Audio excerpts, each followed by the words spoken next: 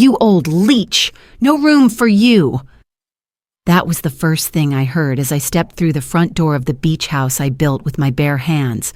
I didn't flinch. I didn't speak.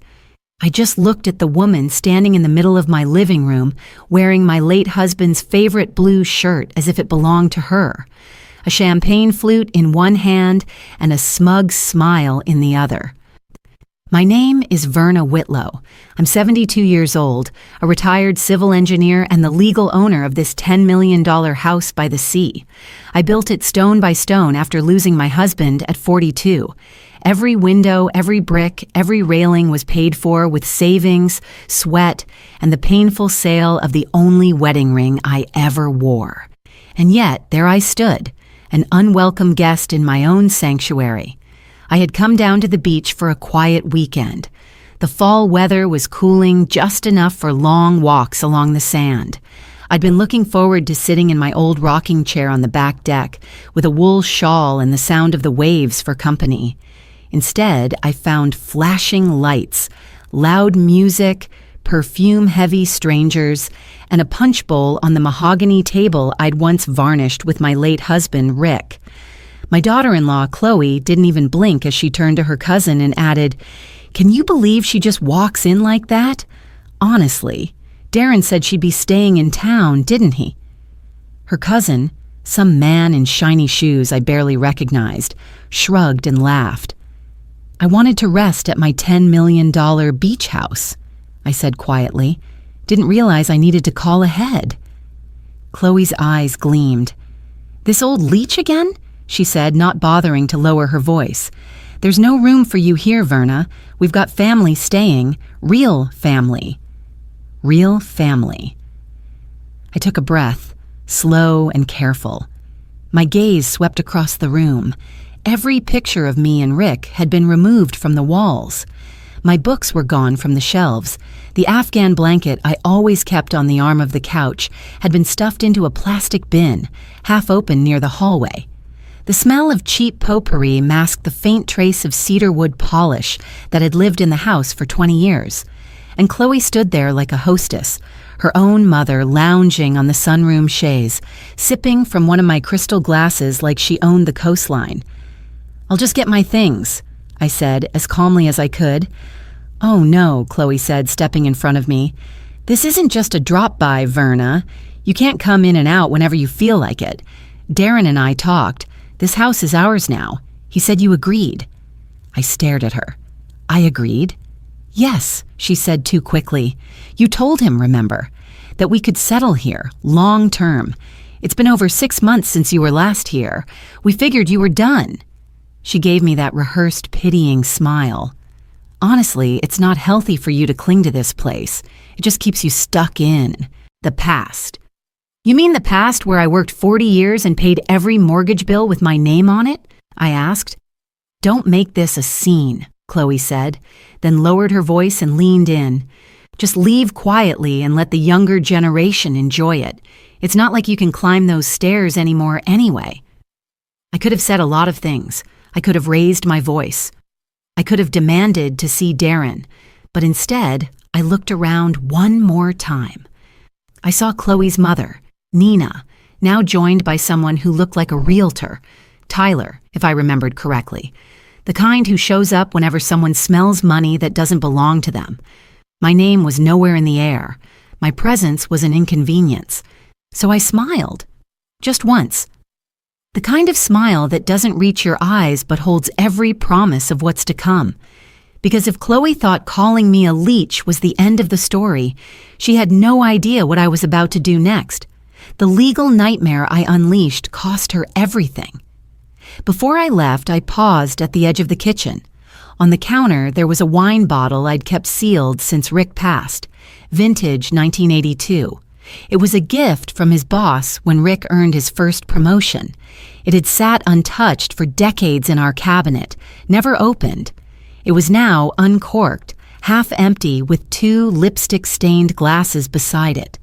That was the moment something inside me, quiet, grieving, tolerant, locked itself away. I turned without another word and stepped back out into the golden light of the afternoon.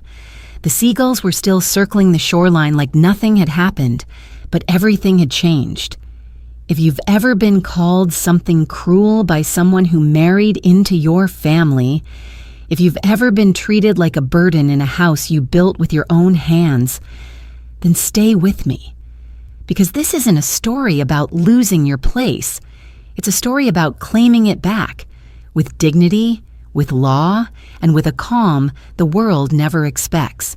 And sometimes, the calmest storms do the most damage. I checked into a modest seaside inn 3 miles from the house.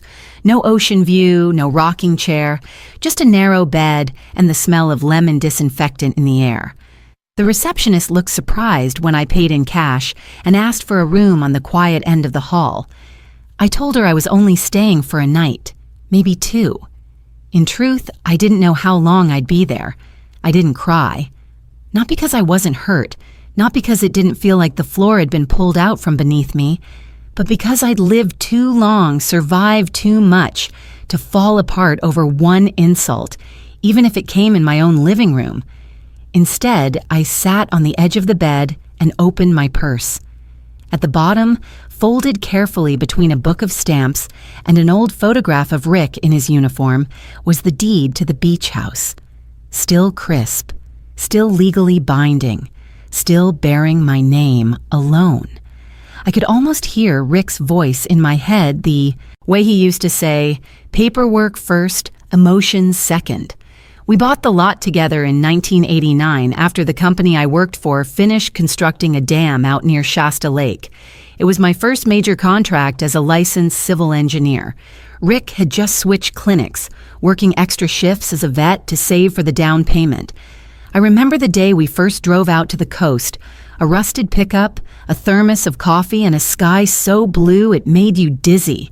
There was no house then, just sand, wild grass, and the sound of possibility. We brought camping chairs and sat for hours, planning where the front porch would face, what kind of windows would catch the morning light. When Rick died suddenly from a stroke 13 years later, I poured everything we had left into building it on my own. I sold his boat, I sold the gold bracelet he gave me for our 20th anniversary, and I sold my wedding ring. That one broke me. It was a simple gold band, nothing fancy, slightly scratched from years of gardening, cooking, and drafting designs late into the night. But it had been his, and then mine, and then ours. The day I let it go, I walked into the pawn shop with my head high. The clerk offered me a fraction of its worth. I nodded, handed it over, and used the cash to pay the contractors for the roof installation. After that, every tile, beam, and nail in the house felt like an act of devotion, not just to him, but to the life we built and the promise that I wouldn't let it crumble just because he was gone. Now, as I sat in that cramped motel room, staring at that folded deed, I felt the weight of those decades settle into my chest. Not sadness, not bitterness, resolve. Chloe had taken over the house like it was a hotel. She paraded her relatives through my kitchen, wore my clothes, drank from my glasses, and tossed my memories into trash bags like they were leftovers. But she didn't know what I knew. She didn't know the zoning codes I'd fought to preserve when the county tried to seize the beachfront. She didn't know about the easement battle we won in 2003 that kept our privacy intact. She didn't know the layout of the pipes beneath the deck or the names of the retired inspectors who helped me reinforce the foundation. And she certainly didn't know the law. I reached for my phone, then stopped. Not yet. This needed more than anger. It needed patience. I folded the deed and placed it back into my purse, next to the photo of Rick. He was smiling, one eyebrow raised like he always did when he was trying not to laugh. "You'd have hated her," I whispered. Outside, the wind picked up.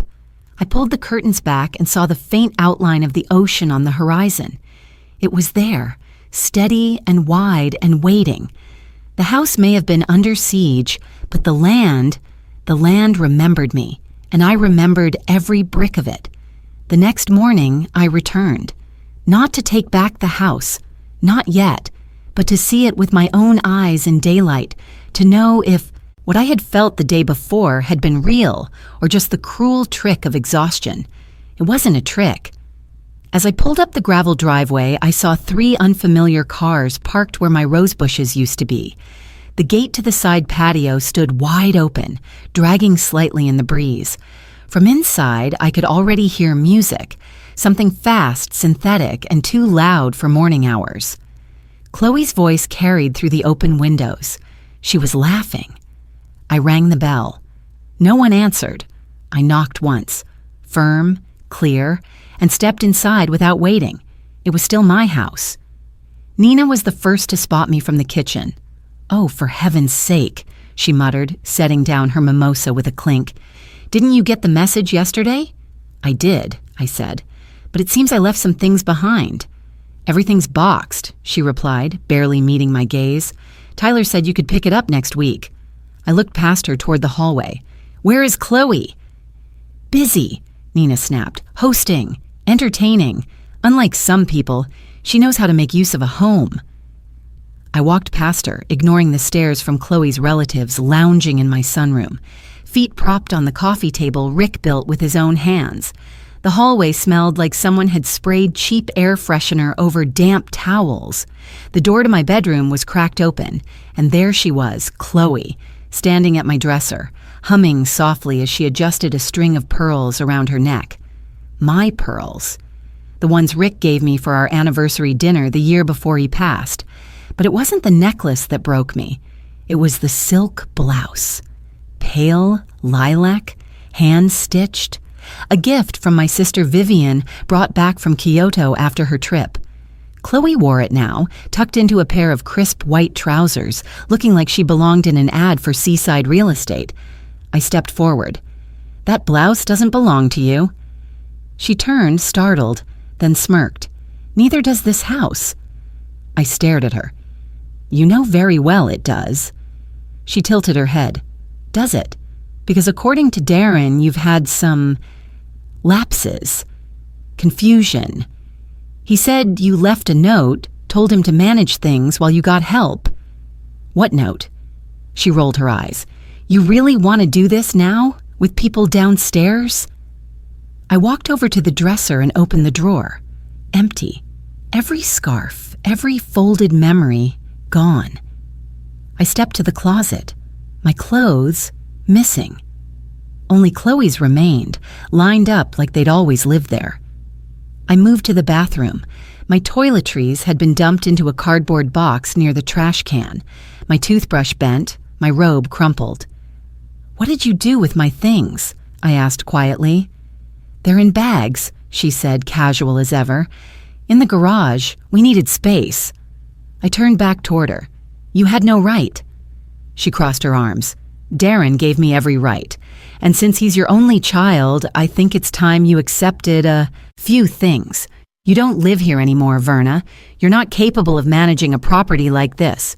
You've had your time." I was silent. "Don't look so shocked," she added. "Honestly, I'm doing you a favor. I've made this place beautiful. People come here now, they laugh, they enjoy themselves. You just sat in that rocking chair, staring at the ocean like a ghost." A door slammed somewhere below. I heard Tyler's voice calling out about a delivery truck, then Nina laughing. I walked over to the closet again. In the far back, I found a small box labeled Misk Old Lady. My throat tightened. Inside, my sewing kit, the church bulletin from the week Rick passed, a photo of Darren at 10, missing one front tooth, and tucked underneath, stuffed like garbage, was my wedding album. The corners were bent, a few pages torn. Chloe didn't bother to look ashamed. "Do yourself a favor," she said, brushing invisible lint from her sleeve. "Get a nice apartment in town. There's one near the rec center. We can help cover rent if that's what this is about." I put the album back in the box and looked at her for a long moment. "You've made your intentions clear," I said. She smiled again. Finally. As I turned to leave, I passed the hall where children were playing with beach towels like they were capes. One of them ran into me. He looked confused, then called out, "Who's the grandma?" No one answered. No one corrected him. I left the house not with rage, but with something colder, something precise. There was no point in arguing with Chloe or Nina. I wasn't going to beg my son to speak for me. They wanted me erased, so I would start collecting every trace of what they hoped to forget, and I wouldn't raise my voice once. That night, I waited until the lights dimmed in the house. From the bluff above, I could just make out the glow of string lights draped across the back porch. My porch. Laughter spilled out occasionally, paired with the clink of wine glasses and the faint chords of some playlist that didn't belong to this place. I moved quietly along the side fence, where the old garden gate had warped slightly with the salty air over the years. I used to oil the hinges every spring. Chloe hadn't. It groaned, but not loud enough to draw attention. Inside, the house smelled different now. Not bad, just foreign. Too much perfume and lemon wax. I walked on the balls of my feet, following muscle memory past the guest bathroom and up the narrow staircase to the master bedroom. There, the moonlight filtered through the lace curtains I had sewn with Rick's mother during one long summer. Chloe hadn't taken them down yet. Maybe she thought they gave the room character. I went straight to the closet. Behind the dresses that weren't mine and the shoes I'd never wear, the small built-in cabinet was still there, painted the same off-white as the walls. It was a custom piece Rick and I had added to hide emergency cash, spare keys, and any documents too important to leave lying around. I reached up to the lip of the molding and slid my fingers underneath, but it was already open. The lock, old and discreet, had been forced. The edge of the wood was splintered. I crouched low, opened the door slowly, and found the contents ransacked. The envelope that once held our original deed was torn open and empty. A second folder, marked Medical and Legal Private, lay crumpled in the back. Inside were 3 sheets of paper I didn't recognize. The first, a signed medical report claiming I exhibited early signs of cognitive decline, dated just 6 weeks ago. The second, a notarized letter transferring long-term property management to Darren Whitlow due to health-related limitations. The third, a typed unsigned memo listing estimated values for assets currently under consolidation. At the bottom, someone had scribbled in pen, "If we sell quickly, this could clear $9 or Tyler." My hand trembled. The medical report was signed by a doctor I'd never visited, Dr. Evan C. Harkness. I took a photo of it with my phone, then searched his name. It took less than a minute to find the disciplinary record. He'd lost hospital privileges 2 years ago for falsifying patient evaluations as part of a disability claim fraud ring. And now, his name was on a document claiming I was mentally unfit to manage my own home. I sat back on the carpet, letting the weight of it settle. Chloe hadn't just insulted me. She hadn't just boxed my memories. She had prepared to erase me, on paper in legal terms, with signatures and dates and a plan. And Darren had signed. I knew his handwriting. I taught him how to write his name letter by letter on the back porch table while Rick cooked burgers and the dogs barked at seagulls. I'd recognize that curve of the D anywhere. But more than betrayal, what settled in my chest was clarity. They weren't playing games anymore. They were stealing. Not just things, but my name, my agency, my story. I took photos of everything. The fake report, the memo, the scratch lock. Then I carefully folded the memo into my coat pocket. I'd need more than memory to make this stick. As I rose, I glanced around the room once more. Everything looked pristine, curated. Not a thing out of place, except for me. I moved to the dresser and opened the top drawer. Empty. I tried the second. There, nestled between Chloe's scarves, was my wedding photo, stuffed without a frame, bent at one corner. Rick looked out from the image, young and kind in the suit we had rented because we couldn't afford to buy one. His eyes seemed to catch mine in the dark, asking nothing but seeing everything. I slipped the photo into my coat and walked to the window. Downstairs, someone opened a fridge. A bottle cap rolled across tile. Laughter again. I looked up at the ceiling for a moment, then whispered, "You picked the wrong woman to push out." Then I left the house, the way I came, in silence, but not empty-handed. The next morning, I drove inland to a quiet brick office just off the main square of Millersfield, a town too small for traffic lights but big enough to remember names. The gold-lettered sign outside hadn't changed in 20 years. Boone Collier, Esker Estate and Property Law, Retiring. The door creaked as I stepped inside, triggering the familiar jingle of a bell that had greeted my husband countless times. The place still smelled faintly of tobacco and pine cleaner. Legal books lined the shelves in tidy rows, and an old filing cabinet sat like a sentry in the back corner. Behind the desk sat a man who looked older, thinner, but still sharp. Boone. He looked up from his crossword puzzle. "Well, I'll be damned. Verna Whitlow." I gave a small smile. "Still ruining your mornings with puzzles and black coffee?" "Only when there aren't any thieves to chase," he said, gesturing to the chair across from him. "You hear about Darren?" I paused. "What makes you ask that?" He leaned back, folding his arms. "Because I heard from the county clerk's office that someone filed a health delegation under your name last month. And I also happen to know you're not the type to hand over power of attorney unless you're dying, which you're clearly not." "I have the papers," I said, placing my phone on the table. "I took photos last night.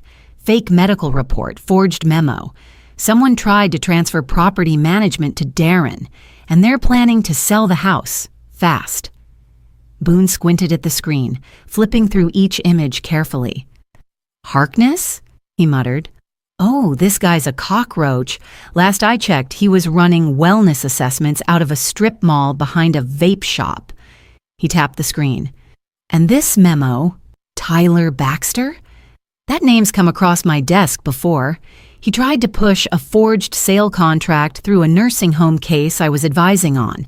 Claims to be a realtor, but all he really does is sniff around for vulnerable properties."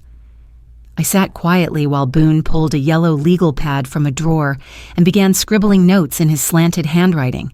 He worked slowly, lips pressed tight in thought. "When Rick got sick," I said softly, "you helped us fight the county over that water dispute. You helped us keep the land." "I remember," Boone said, "and I remember you drafting your own zoning appeal when they tried to force a road expansion through your front yard." "That house," I began, then stopped. "It's not just wood and stone. It's my whole life, and they're tearing it apart like I'm already in the ground." Boone looked up. "Then let's remind them who still owns the deed." He stood and walked over to the file cabinet, pulling out a thin red folder. Inside were copies of the original property grant, the updated title documents, and the zoning, paperwork from the year Rick died. He laid them on the table like cards in a poker game. "I kept copies," he said, smiling faintly. "Figured I'd need them one day." I blinked back something behind my eyes. "What's our move?" I asked. He slid the documents toward me. "First, we get a certified copy of this title. Second, we file a fraud complaint with the property registrar. Third, we get a civil injunction to block any sale activity until we settle the power of attorney issue. And fourth," he paused, tilting his head, "we collect witnesses." "Greta," I said immediately. "My neighbor. She saw Chloe inviting strangers into the house, showing them around. She even mentioned video." "Perfect," Boone nodded. "We'll need all of that, emails, texts, photos, anything showing they treated the house like it was theirs without consent." "They moved my things," I said. "Threw them out, wore my clothes. Used my husband's name like a key to unlock my life." Boone looked me in the eye. "Then let's change the locks." He stood up and reached into a drawer, pulling out a business card. "I'm retired, but I still have friends in the system. A notary, a former title clerk, and one bulldog of a county investigator who owes me a favor. We'll keep this clean, tight, and by the book." I nodded. "Verna," he added gently, "you do realize this might get ugly. Chloe may come after you legally. Darren may deny everything. You ready for that?" I was called a leech in my own home, I said calmly. They've already made it ugly. Boone gave a short nod. Then we'll make it lawful. As I stood to leave, he added, one more thing. Don't go back in the house alone. Not again. If they catch wind you're onto them, they'll bury the rest of the evidence. We'll do this right, with witnesses and process. I took the yellow folder he'd prepared and clutched it like armor. They thought I'd disappear, I said. They forgot, Boone replied. You know how to build foundations that last. Outside, the sun had risen higher, casting sharp light across the sidewalk. I looked out toward the west, toward the place I once called home. It wasn't just a property anymore. It was a battlefield, and I had just hired the best man for the war. Greta Miles answered the door, still wearing her gardening gloves. Her silver hair was tucked into a wide-brimmed straw hat, and flecks of potting soil clung to her sleeves. She blinked twice in surprise, then smiled with something more like recognition than politeness. Verna, she said warmly, I was wondering when you'd come. I was hoping we could talk, I said. Do you have a minute? For you, always. She pushed the door open wider. Come in.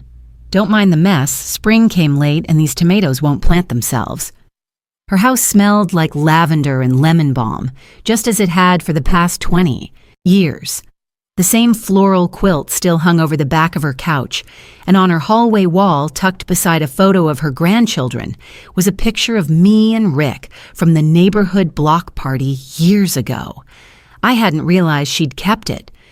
She poured us both tea and sat at the kitchen table across from me. So, she said gently, this about the house? I nodded. You've seen what's going on? Greta sighed. Verna, I've lived next to you for more than 2 decades. I've seen a lot, but nothing like what Chloe's been doing. She stood and walked to a small cabinet by the window. From a drawer, she pulled out a small black USB drive. I didn't know what to do with this, she said. Didn't feel right turning it over to the police without talking to you first. She handed it to me. What is it? Security footage. My front camera faces your driveway and I've got a side angle that covers most of your deck. I caught Chloe showing the house to people who weren't family at least 3 times this month. I felt my breath catch. Are you sure? She gave them a tour, Greta said flatly. Talked like she owned the place. I heard her say it was available soon. One man had a clipboard. Looked like a buyer or a broker. I closed my eyes for a second. She's moving faster than we thought. There's more, Greta said.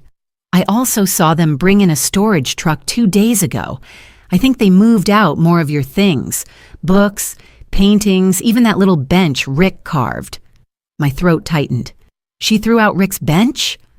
Greta reached over and placed a hand over mine. I thought about saying something, but I figured, if I waited, you'd come back, and we'd handle it right. I'm already working with Boone, I said. We're building the case. But this video could be what makes it stick. Greta's expression shifted, firmer now.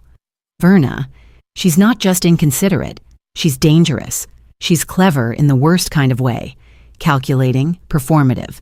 When you're around, she acts just polite enough to throw people off. But when she thinks no one's watching, she lets it slip. I looked at the small drive in my hand, amazed that something so light could carry so much weight. She said I wasn't real family, I whispered. Greta scoffed. Well, that's rich, because family doesn't lie on your behalf to seize your home. They don't throw your photos in bins or rewrite your story to make you disposable. She told the children I was just visiting, I said, like a neighbor who came uninvited. You built that house, Greta said, voice rising. You designed it. You lived in it with love. She can redecorate every surface, but she can't change the fact that it remembers you.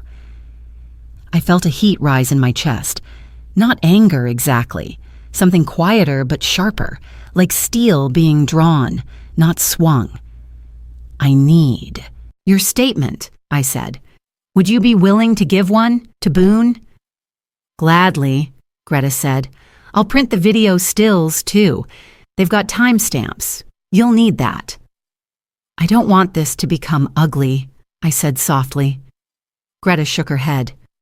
Verna, it already is, but you're not making it that way. You're just choosing not to disappear. I stood to leave, clutching the USB like a lifeline. As I reached the door, Greta called after me.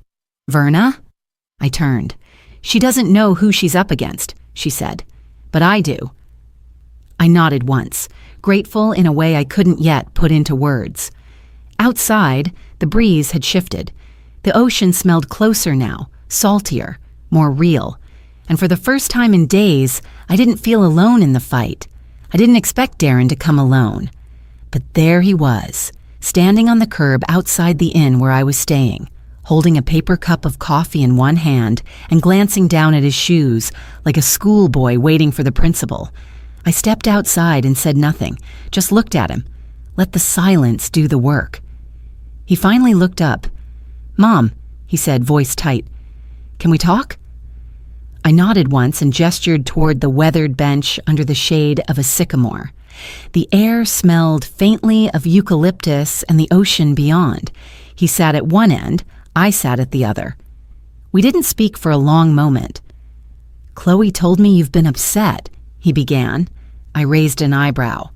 Upset? She said you've been showing up unexpectedly, making accusations. I cut him off. Darren, let's not pretend. I saw the papers, the fake medical report, the transfer letter, your signature. His eyes flicked up to meet mine, then dropped again. I let the silence stretch, and then, was it worth it? He rubbed his face with both hands. I didn't want it to happen like this. But you let it.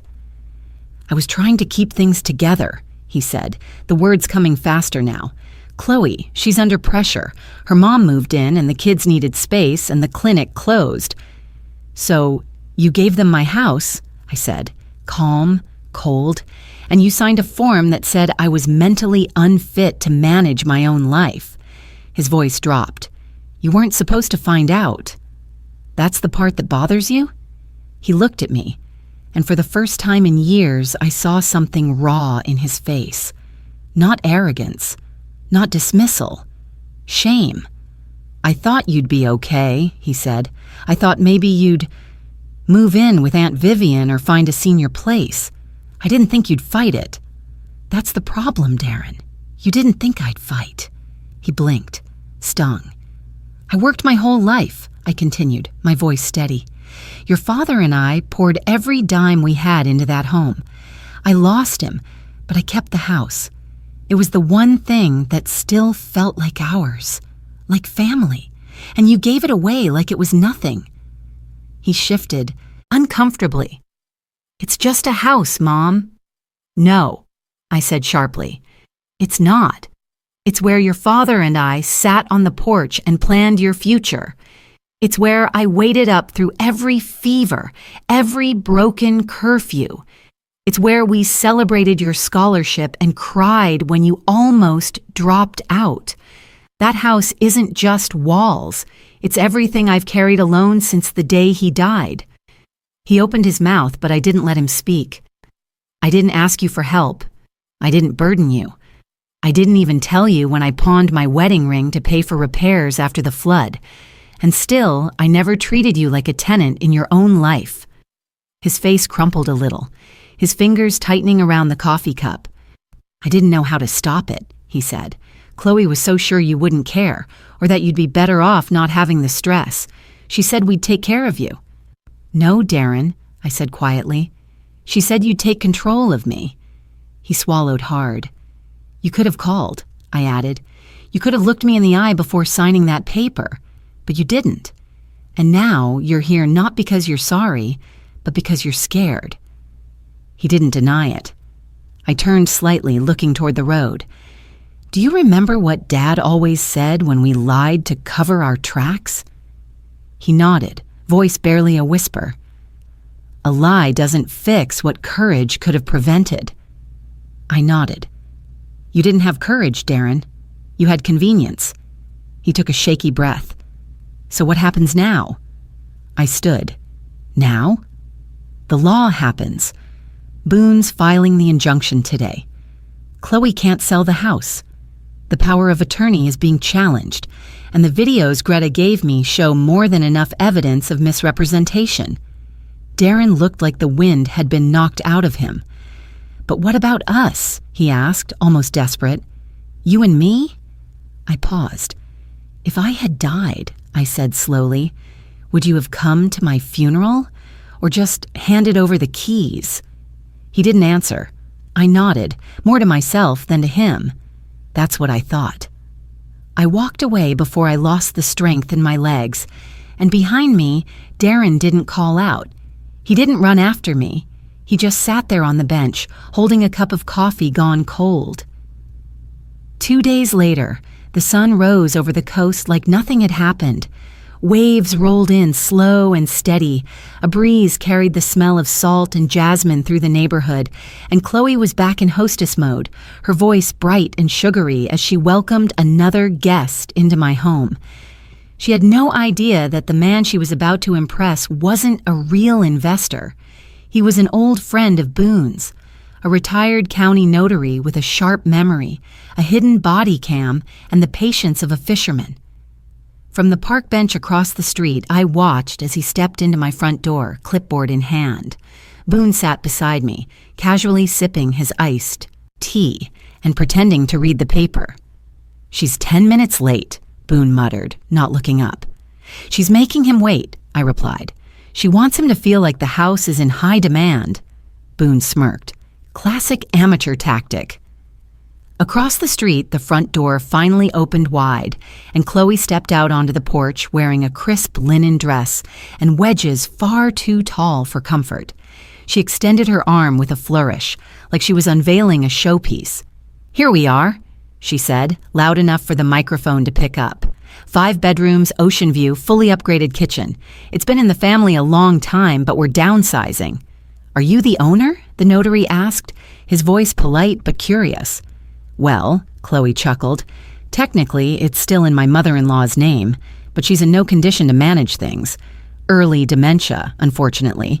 We've had to step in." I felt Boone's jaw tighten beside me, but I kept my eyes on the house. "She lives here now?" the man asked. "Oh no," Chloe waved it off. "She's in a facility, or was. Not sure where she is now, honestly, but we've been managing the property for months." She led him inside, and the door clicked shut. Boone tapped his watch. "We'll give him 20. He said he'd ask about the title, about her legal authority, and whether any family disputes existed." "She'll lie," I said flatly, "which is why we're recording." The minutes passed like stones sinking in a pond. I didn't speak. I just watched the house, the windows, the place that still looked like mine even though I hadn't slept there in weeks. I wondered if Chloe had touched Rick's fishing gear or thrown away the old chessboard in the study. I wondered if she had even noticed the tiny initials we carved into the back porch rail, the ones Darren traced when he was 5. Then finally, the front door opened again. Chloe stepped out with the notary, smiling wide, shaking his hand. "Just let us know if you're interested," she said cheerfully. "We have other buyers lined up, so—" "Of course," he replied. "Thank you for the tour." He walked casually down the path, then turned the corner. Boone stood up beside me. "That's our cue." 10 minutes later, we met in the parking lot behind the cafe on Main Street. The notary opened his briefcase and placed the recorder gently in Boone's palm. "She lied," he confirmed. "Said you were mentally incapacitated. Said she had full legal control. I asked about the title. She said it was already being transferred." Boone nodded. "And did she offer a price?" 9.2, he replied. "Said she could go lower if it closed fast." I closed my eyes and let out a breath I hadn't realized I was holding. "She's trying to cash in before we can stop her," I said. Boone turned to the notary. "We'll need that audio transcripted. Can you notarize the statement?" "Already started it," he said. "Should have everything filed by tonight." As he packed up, Boone turned to me. "Next step is the injunction. We'll submit the audio, the video from Greta, and the forged documents. Once the court sees that she's misrepresenting ownership and attempting to sell without consent, we'll freeze all transactions tied to the property. And Chloe? Boone smiled grimly. We'll see how she hosts from a courtroom bench. As we parted ways, I stood for a moment outside the cafe, letting the wind tug gently at my coat. The sky above was clear, too beautiful for a day so filled with quiet war. But I didn't feel heavy. I felt ready. I had no need for screaming matches or slammed doors. I had facts. I had the law. I had people who remembered who I was and what I'd built. And now I had proof. Let her throw another party. I was about to send the guest list straight to the court. It was a Saturday afternoon when the plan came to life. Clear skies, salt in the air, and just enough breeze to make the white curtains in the living room flutter like they were waving goodbye. From the sidewalk, my house looked perfect. It always did from the outside. But inside, the rot was setting in. Chloe had planned another party. This one was smaller, just close friends and potential buyers, according to Greta, who'd seen a group of sharply dressed people step through the front gate with gift bags and real estate folders. Someone had catered finger sandwiches. Someone else brought wine in gold-foiled bottles. There were coasters on my oak table now, as if pretending to care for what you've stolen made it yours. Boone and I arrived together in a county vehicle. We didn't knock. We didn't call ahead. We came with paperwork. And we didn't come alone. 2 uniformed deputies from the sheriff's office flanked us, calm but firm.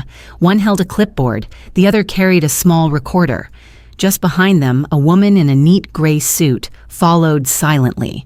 A court-appointed process server and notary. Everything was legal. Everything was logged. Everything was about to change. The moment we stepped through the front door, the music stopped. Chloe stood at the center of the living room, flanked by her mother, Nina, and that ever-present cousin Tyler, who looked like he'd stepped straight out of a mid-tier investment brochure. The guests froze, mid-sip and mid-laugh. One woman looked like she wanted to vanish into the wallpaper. "What is this?" Chloe demanded. "Who are they?" Boone stepped forward. "My name is Boone Collier, legal counsel representing Verna Whitlow. This is Deputy Lawson and Deputy Miller, and this is Ms. Keene from the county notary office. We're here to serve formal notice." He handed Chloe a thick envelope. She didn't take it. So the notary did, and placed it gently on the kitchen counter next to a cheese platter. I stepped in behind Boone, slowly, carefully. I didn't raise my voice. I didn't need to. "This house," I said loud enough for everyone to hear, "is not for sale. It has never been transferred, and any documents claiming otherwise are fraudulent." Chloe's face flushed deep red. "You can't just barge in here. This is harassment. You're unstable." "On the contrary," Boone cut in, "we have video and audio evidence that you misrepresented ownership of this property, attempted to solicit sale offers under false pretenses, and have knowingly presented forged medical documentation to justify unlawful occupancy." Deputy Lawson unfolded a document. "By order of the county court, all sales activity regarding this property is hereby suspended. No further open houses, showings, or negotiations are permitted until legal ownership is verified through formal process. Ms. Chloe Whitlow, you are being served with an injunction." "You're making a mistake," she hissed. "Darren signed—" "Darren doesn't own the deed," I replied, "and neither do you." Tyler stepped forward, half smiling. "Look, I'm sure this is just a misunderstanding." "You can discuss that with the district attorney," Boone replied, cold as ice. "Your name appears on a valuation memo found among documents falsely claiming my client had cognitive decline. That memo includes a projected profit for a sale you had no authority to complete." The room fell into silence. The guests began to back toward the door. "Wait," Chloe called out. "You don't understand. We've been taking care of this place for her. It's not like she even lives here anymore." "I would have," I said, "if my bed hadn't been thrown out. if my clothes hadn't been bagged and shoved into the garage, if you hadn't told my neighbors I was too confused to function. Nina finally spoke, stepping in. She's exaggerating. Verna, this is a mistake. Don't do this. Think about Darren. Think about your family. I am, I said quietly. I'm thinking about the years I stayed silent. The nights I kept the lights on waiting for a son who never came. The time I fixed the plumbing myself because I didn't want to bother anyone. And I'm thinking about how silence bought me nothing but eviction from my own life. Chloe stormed across the room and slammed her hand on the envelope. I won't be humiliated like this. You want war? Fine. I'll sue you for emotional distress, for defamation. Deputy Miller held up a hand. Ma'am, you're advised not to interfere with a legal injunction. Continued resistance may lead to temporary detainment. You're threatening me now? She snapped. No, ma'am, he said evenly. We're informing you of the law. At that moment, another officer stepped in from the back door, speaking quietly to Boone. Boone turned to me. Tyler's car is gone. He left 20 minutes ago. Looks like he caught wind. Of course he did, I muttered. He's always known when to disappear. Chloe's hands trembled. You don't get to do this. You're just some bitter old woman clinging to a house like it's the only thing she has. I looked her in the eye. It's not the house I'm clinging to. It's the truth, and you can't stage over that. The deputies handed Chloe one final notice and instructed her to vacate all efforts to market or present the house for sale. She didn't respond, just stood there, shoulders tight, mouth pressed into a line. As we walked back toward the front door, I turned one last time to face her. I built this place, I said. I survived for it. I sacrificed for it. And I'll be damned if I let you take it just because I didn't scream sooner. Outside, the sun was high. The sea glinted like glass. Boone exhaled slowly. That was the cleanest takedown I've seen in years. It's not over, I said. Not yet. He nodded. But the tide's turning. And for the first time in weeks, I felt the ground beneath my feet again, not as a guest, not as a burden, but as the woman who still owned the keys. Nina came to see me the next morning. She didn't call ahead. She just showed up at the inn with red eyes, a box of store-bought cookies, and a trembling hand that clutched her purse like it might run away without her. I didn't invite her in. We sat outside on the front bench beneath the awning. A light drizzle had started, soft enough to miss the edges of my sleeves. She didn't seem to notice, or maybe she did and didn't care. She began, then paused, searching for the right tone. I wanted to say, I didn't know things would get this far. I stayed quiet. I thought Chloe was just taking a bit of control, Nina went on. Organizing, tidying up. She's always been assertive. I didn't realize she'd start doing legal things, signing things. She didn't do it alone, I said calmly. Nina flinched a little, but she nodded. I know, I encouraged her. I thought, maybe it was better for everyone. You're older, you live alone, and Darren's been so stressed with the kids, and... You thought I was alone, I corrected. That I'd be quiet. That I'd just slip away like an old photograph in a drawer? She didn't answer. The silence stretched between us, filled with every unsaid excuse. Every afternoon, Chloe rolled her eyes behind my back. Every time Nina poured herself a glass of wine from my cabinet without asking. I came to ask you to drop the charges, she finally said, voice cracking. Please, Chloe's falling apart. Her reputation, her license. If the medical fraud stays on record, she could be barred from nursing jobs for life. She lied about my mental state to seize a home, I said. A home she had no legal claim to. She wore my clothes. She told strangers I was too far gone to notice. And she did it all with your blessing? She was just trying to protect her family, Nina whispered. I am her family, I said quietly. Or I was. Nina opened the cookie box and offered it to me, like sugar might erase betrayal. I didn't take one. "She's begging for another chance," Nina said, "and I am too. We made mistakes, but lawsuits, investigations, it could ruin her future." I looked out at the parking lot. Rain was beginning to gather in tiny puddles across the asphalt. "You want me to make this go away?" "I'm asking for mercy," she said. I turned to her, my voice steady. "I've already given you more than you deserve. I haven't pressed criminal charges. I haven't asked for restitution beyond what the court orders. I haven't told every newspaper in this town what you did. I've stayed quiet, Nina, quieter than most would." She blinked fast, lips trembling. "But I won't erase what happened," I said. "I won't pretend your daughter's actions were harmless, or that mine were an overreaction." "So that's it?" "No," I said. "You'll still see the consequences. You just won't see me scream about them." I stood, brushed a few drops of rain from my coat.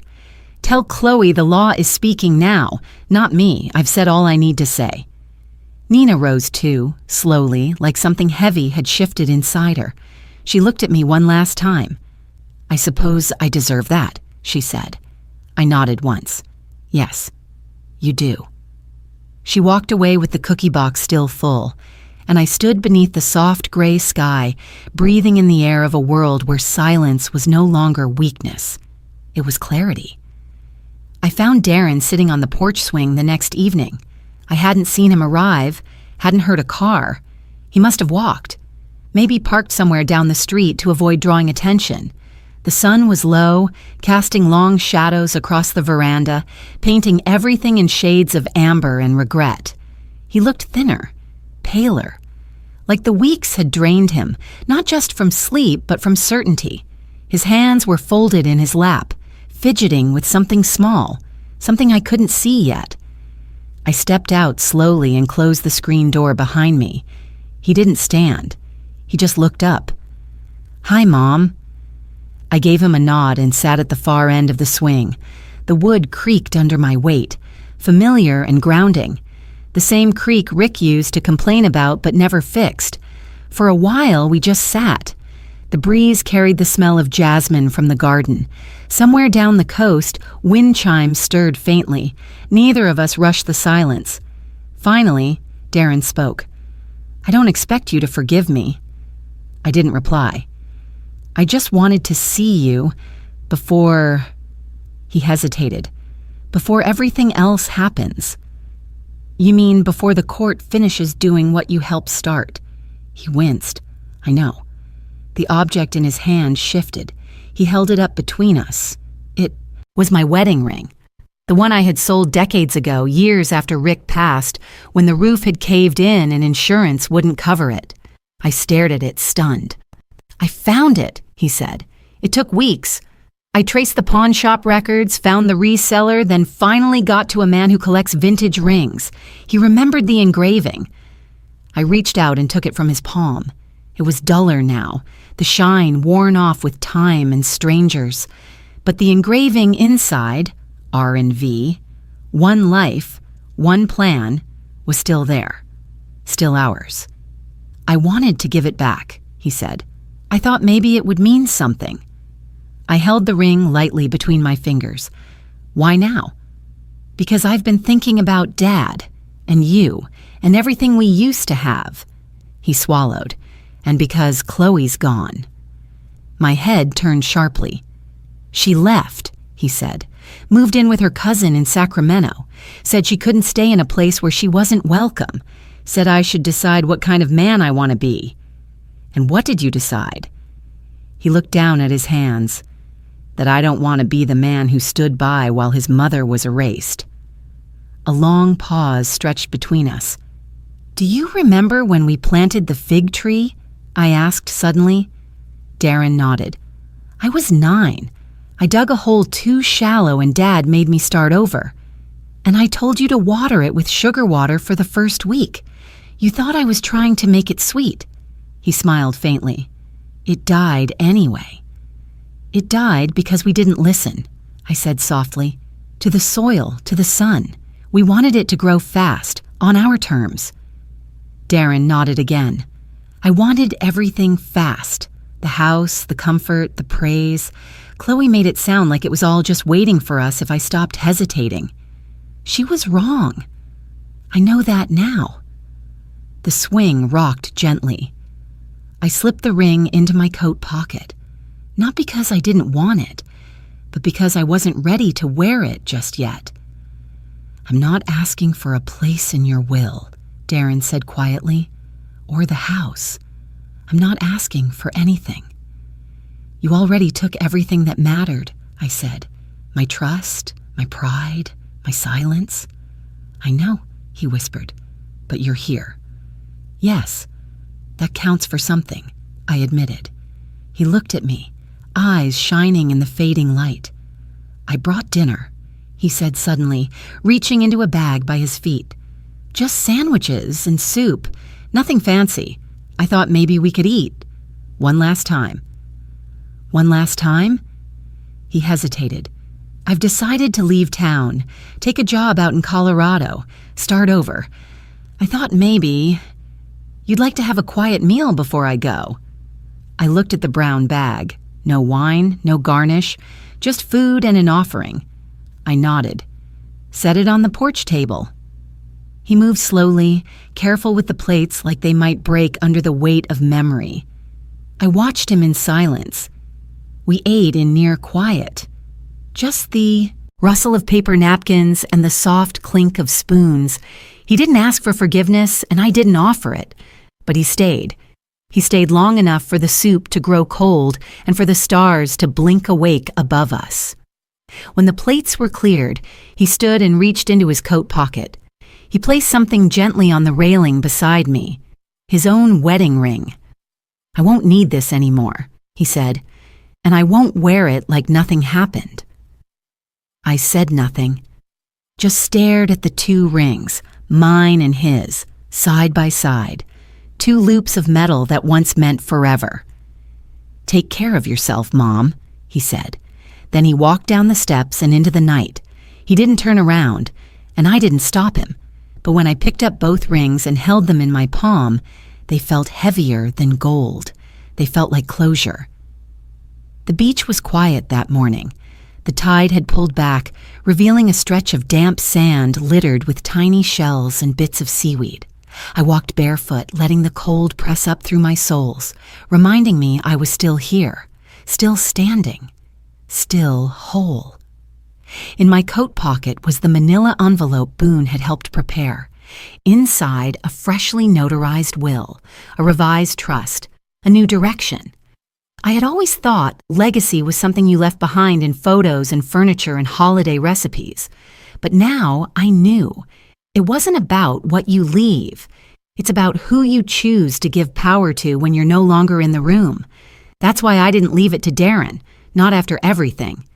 Instead, I called Vivian. My younger sister arrived that weekend with a soft scarf around her shoulders, a weathered suitcase, and the same calm eyes I remembered from childhood. She smelled faintly of cinnamon and chamomile, like always, and her first words weren't questions, just a hug.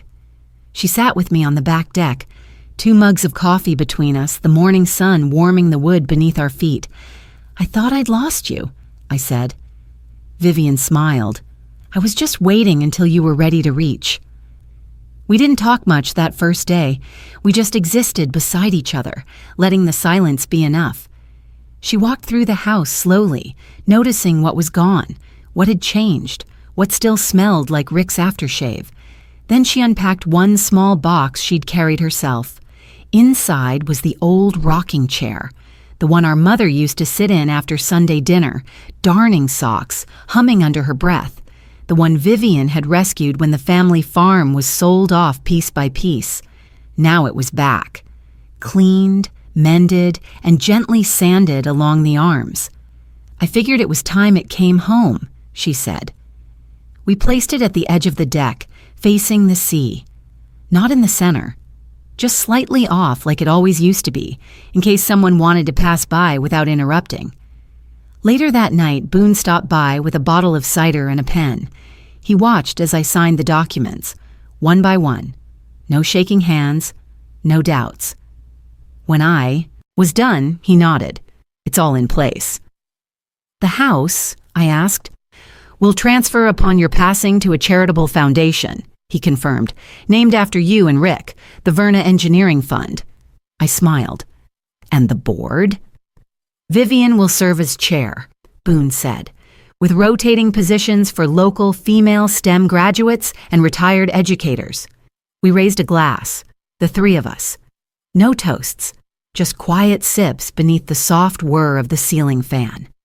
Later, as Vivian and I sorted through what was left of my photo albums, she asked, "What made you decide to do this?" I paused, flipping past a picture of Rick in his workshop, covered in sawdust. "Because I want my story to end with choice," I said. "Not with erasure, not with bitterness." "And Darren?" she asked gently. I shrugged. "He'll find his path, but he won't walk through mine unless he's earned it." Vivian nodded. "And Chloe?" "She'll face the consequences. The court will finish what it started, but I'm done carrying her in my chest." Vivian leaned back, letting the light of the setting sun spill across her lap. "You've always been stronger than you let people know." "I had to be," I said. She reached into her satchel and pulled out a thin, faded envelope. "I found this in one of Mama's cookbooks," she said. "She wrote it the year after Rick died. I think it was meant for you."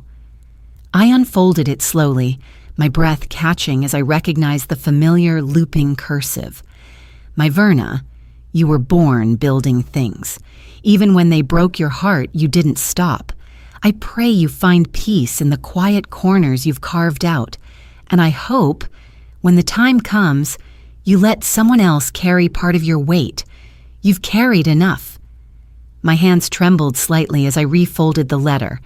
Maybe legacy wasn't what you gave. Maybe it was what you finally let go of. And for the first time in years, I didn't feel heavy with the past. I felt light enough to begin again. The courthouse was quieter than I expected. No press, no fanfare. Just the low murmur of lawyers and the faint hum of fluorescent lights. Boone walked beside me, steady as ever, a file tucked beneath his arm filled with every detail we had gathered over the past weeks, records, transcripts, notarized affidavits, and photos that told the story louder than any voice ever could. Chloe sat across the aisle. Her hair was pinned up tightly, makeup done just enough to look composed, but not so much to look vain. She wore beige like she was hoping to disappear into the walls. Her hands gripped a folded tissue that she didn't use. Nina sat behind her, eyes down, lips thin. Tyler was absent, though his name appeared on nearly every exhibit marked by the court clerk. The judge was calm and efficient, a woman in her 60s with sharp eyes and no tolerance for drama. She'd seen families like ours before. She didn't need the tears. She only needed the facts. Boone laid them out, piece by piece. The fraudulent medical report signed by a discredited doctor. The memo assessing property value and calculating profit margins on a home not legally theirs. The video footage Greta had provided, showing Chloe giving tours to potential buyers. The audio recording from the notary posing as an investor, in which Chloe stated that I was no longer capable of understanding legal documents. I didn't speak. I didn't need to. Boone's voice did what mine could not. It told the truth without trembling. Chloe's lawyer argued miscommunication, poor judgment, a family misunderstanding that spiraled. The judge wasn't buying it. She asked pointed questions. "Did your client have legal documentation showing power of attorney?" "No, Your Honor." "Did your client verify the legitimacy of the medical assessment before acting on it?" "No, Your Honor." "Did your client profit in any way from the attempted sale of the property?" "Not monetarily, Your Honor, but intent was there?" A pause, then, "Yes." The judgment came swiftly. Chloe was found liable in a civil capacity for falsifying legal documents and misrepresentation of property status. She was ordered to pay damages, $180,000 to cover legal fees, emotional distress, and the cost of restoring the home's condition prior to her occupation.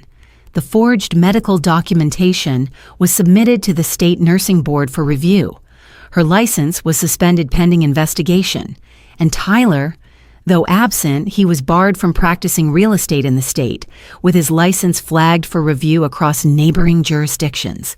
Boone had ensured the findings were sent to every applicable office. I watched Chloe as the ruling was read. She didn't cry. She didn't shout. She simply sat there, her world shrinking minute by minute, unable to pretend anymore. After the hearing, she approached me in the hallway. No one else around. Just the echo of our footsteps and the scuff of polished shoes on old tile. She looked at me like she didn't recognize the woman standing before her. "You planned this," she said quietly. "No," I replied. "You planned this. I just finished it." Her jaw clenched. "I lost everything." "You lost what you never truly had," I said, "and you tried to take what wasn't yours." She stared at me, and for a flicker of a second, I saw the girl she might have been, before the ambition, before the entitlement, just a woman who had forgotten where boundaries end and decency begins. "I'm not the villain you think I am," she said. I gave her a long look. Villains rarely do. She turned without another word and disappeared through the exit, her heels clicking down the marble steps. Nina followed behind, silent. I didn't feel victorious. I felt clean.